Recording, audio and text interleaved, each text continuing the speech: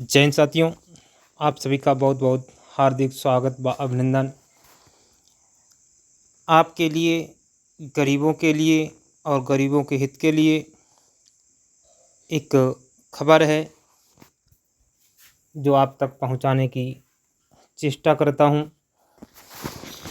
सही या गलत इसका प्रमाण मेरे पास अभी नहीं है, फिर भी जैसी है मन बहलाने के या समझाने के हिसाब से ही सही। लेकिन देखिए क्या है कि लोन चुकाने की नहीं बस की तो आरबीआई के 5 नियम आएंगे काम, बैंक कुछ नहीं कर पाएगा। आपको आरबीआई के 5 नियम जानने होंगे। यदि आपने लोन ले रखा है और बस की नहीं रही, अर्थात अब कोई उपाय नहीं रहा चुकाने का, तो आप क्या कर सकते हैं। ये आरबीआई के 5 नियम पढ़िए। तो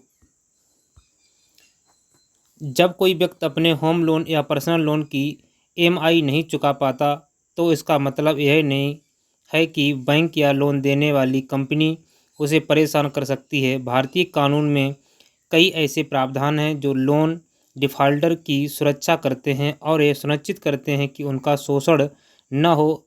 यदि आप लोन डिफ़ॉल्टर हैं या आपका लोन डिफ़ॉल्ट हो गया है, तो यह जानना बेहद ज़रूरी है कि आपके पास क्या अधिकार हैं।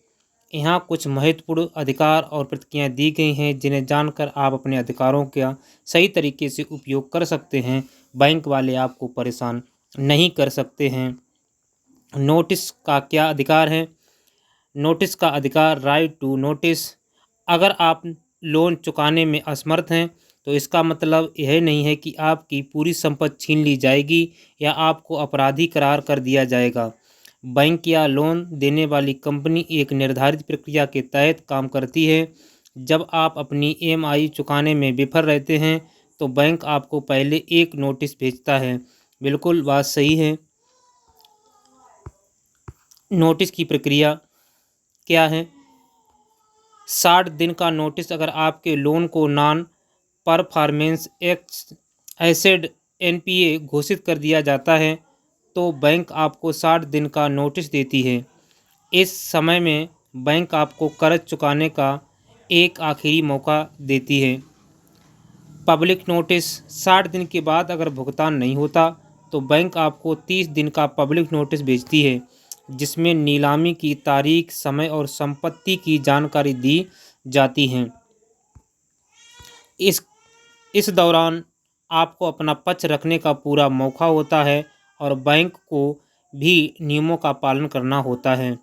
यदि आपकी जो संपत्ति जब्त करने का आदेश आ जाता है, नोटिस दिया जाता है, इसमें 30 दिन का समय होता है, तो इसमें आपका भी पक्ष सुना जाएगा। ऐसा ही नहीं कि बैंक ने नोटिस दे दिया है संपत्ति जब्त करने का तो उन्हीं की बात सुनी जाएगी, आपकी नहीं सुनी जाएगी। उस समय भी आपकी बात सुनी जाएगी।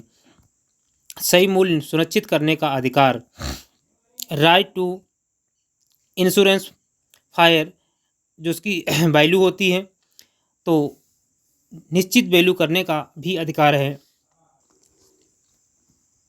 यदि आपने 60 दिन का समय बिताया और फिर भी कर्ज नहीं चुकाया तो बैंक आपकी संपत्ति की नीलामी कर सकती है। नीलामी से पहले बैंक को आपको एक सूचना भेजनी होती है जिसमें संपत्ति का मूल्य, रिजर्व प्राइस, नीलामी का समय आदि शामिल होता है। जो भी उसमें प्राइस दी होगी कि इतनी संपत्ति है और इतने पैसे की बोली लगती है, तो सारी चीज़ें दी होंगी और समय भी निर्धारित किया होगा कितने टाइम होगा। आपका अधिकार इस समय अब क्या है? अब अपने आप अधिकार सुनिए। संपत्ति के वैल्यू पर आपत्ति। अगर आपको लगता है कि बैंक द्वारा तय की गई संपत्ति की वैल्यू सही नहीं है तो आप इस पर आपत्ति दर्ज कर सकते हैं। नंबर 2, बेहतर मूल्य के लिए खरीदार ढूंढने का अधिकार।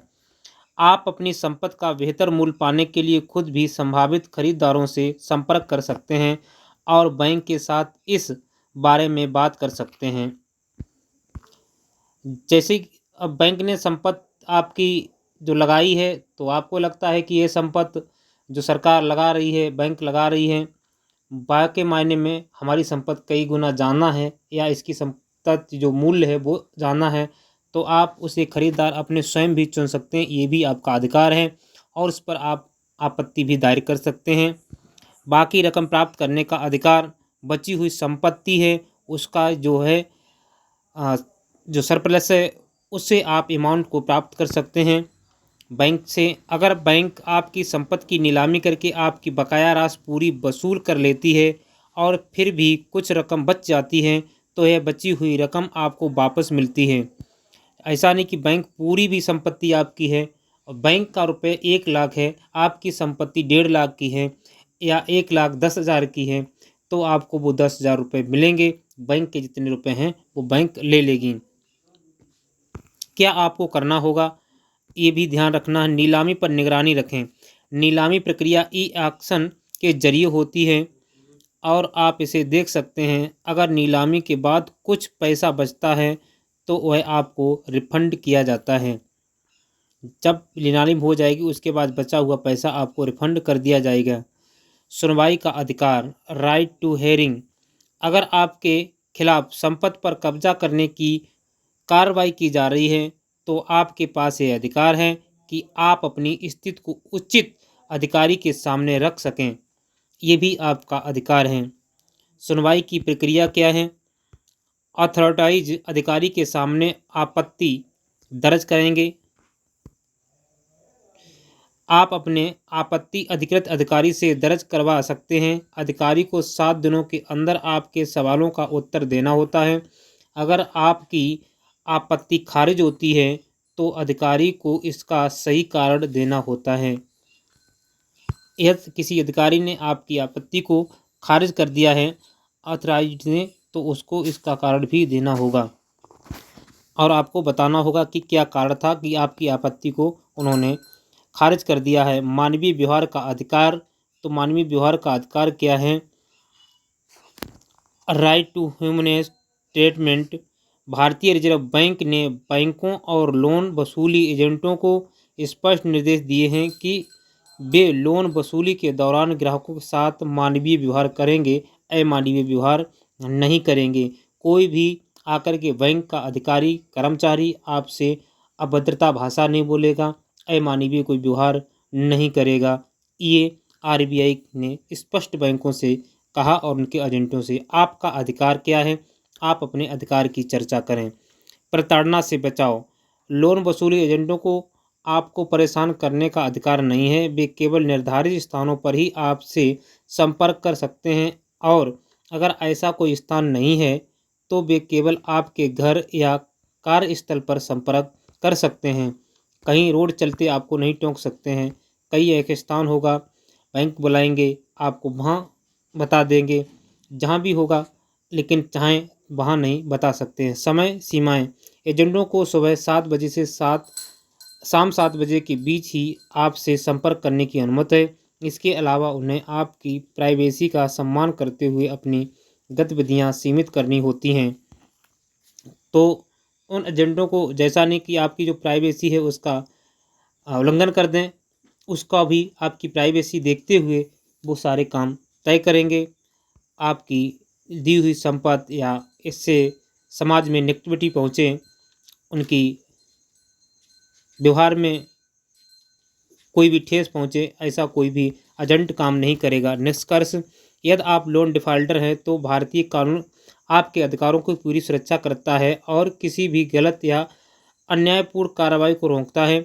आपके पास ये अधिकार है कि आपको उचित समय पर नोटिस मिले, आपकी संपत्ति का सही मूल्य सुनिश्चित किया जाए, नीलामी के बाद बाकी रकम वापस दी जाए और बैंकों या एजेंटों से मानवीय तरीके से पेश आया जाए। ये सभी इसका निष्कर्ष हैं। इन अधिकारों का ज्ञान और सही तरीके से उपयोग करके आप अपने वित्तीय संकट से बाहर निकल सकते हैं और अपनी स्थिति को सुधार सकते हैं। ये आरबीआई का पूरा रूल है जो सबको बैंकों को मानना होता है। तो अगर आपको ये अधिकार पता है, अपने नियम पता हैं, तो कोई भी बैंक आकर के आपको ऐसे ही प्रताड़ित नहीं करेगी। ये आरबीआई ने सीधा स्पष्टीकरण दिया है। तो ये तो बात बिल्कुल सही है, प्रामाणिक भी। अब वीडियो अंत तक देखोगे तभी पता चलेगा आपको कि कितने कितने आपके नियम और अधिकार हैं, किस प्रकार से इनसे छुटकारा मिल सकता है यदि आपने लोन ले रखा है। इसी आशा और उम्मीद के साथ कि कोई भी भारत का नागरिक कर्जदार ना रहे। आरबीआई सबके हित की रक्षा करेगा। हमारा जो सरकार हैं वो नागरिकों की रक्षा करेंगे और उन्हें अगर किसी ने लोन लिया है तो उनका चुकाने में भी मदद सरकार भी करे और वो व्यक्ति को भगवान इतनी तरक्की दे कि वो भी कर्जदार ना रहे और वो भी सरकार का या किसी का भी कर्जदार ना रहे। भगवान उसे इतनी शक्ति प्रदान करे। इसी आशा और उम्मीद के साथ सभी भारत के नागरिक खुशहाल रहें। मिलते हैं किसी नेक्स्ट वीडियो में, तब तक के लिए मेरा आप सभी को जय हिंद जय भारत।